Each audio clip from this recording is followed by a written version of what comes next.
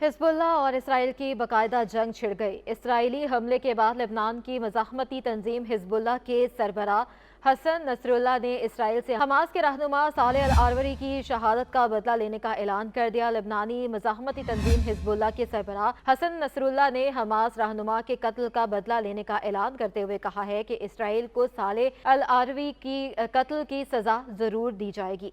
General Salmani शहादत की चौथी बरसी पर अपने खिताब में हिज़्ब उल्लाह के सरबराह हसन नसरुल्लाह ने कहा कि अगर इसराइल लेबनान के खिलाफ जंग छेड़ता है तो इनकी महदूद जंग का दायरा खत्म हो जाएगा। हसन नसरुल्लाह ने दो टोक अल्फाज में इसराइल को वाज़ेह कर दिया कि फिर इनकी लड़ाई की ना कोई हद होगी ना ही कोई असूल होगा और इसराइल को ऐसा नुकसान पहुंचाएंगे कि इसकी आने वाली नस्लें भी याद रखेंगी।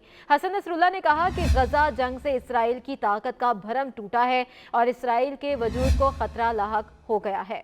उधर इसराइल ने लेबनान में एक और हमला करके हिज़्बुल्लाह के सीनियर एहलकार समेत 4 अरकान को शहीद कर दिया। इसराइल ने जनूबी लेबनान के इलाके नकूरा में इमारत पर हमला किया, जिसके नतीजे में हिज़्बुल्लाह के सीनियर एहलकार हुसैन यज़बेक समेत 4 अरकान शहीद हो गए। याद रहे कि चंद रोज़ कबल भी इसराइल ने लेबनान के दारुल हुकूमत पर फ़लस्तीनी मज़ाहमती तंजीम हमास के दफ्तर पर ड्रोन हमला करके हमास के सियासी दफ्तर के नायब सालेह अल आरवरी को 2 साथियों समेत शहीद कर दिया था। सालेह अल आरवरी 19 अगस्त 1966 को रामउल्ला के शमाल मगरिब में अरोरा गांव में पैदा हुए और उन्होंने जबरोन यूनिवर्सिटी से शरीयत की तालीम हासिल की।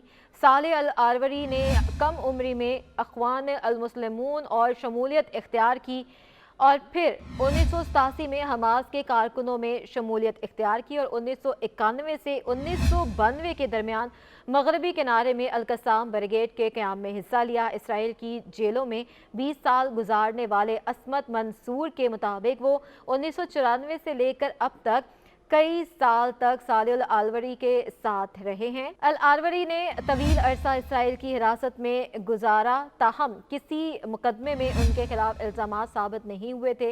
इतलात के मुताबिक 2007 में गिरफ्तारी की एक दहाई बाद सालेह अल आरवरी को रिहा कर दिया गया था, लेकिन इसराइल ने इन्हें 2010 में दोबारा गिरफ्तार कर लिया था। फिर अपने इंतखाब के चंद दिन बाद सालेह अल आरवरी ने तेहरान का दौरा किया और हिज़्बुल्लाह के रहनुमा हसन नसरुल्लाह से अवामी तौर पर मुलाकात की। सालेह अल आरवरी को 2021 में मगरबी किनारे में हमास का सरबराह भी मुंतखब किया गया था।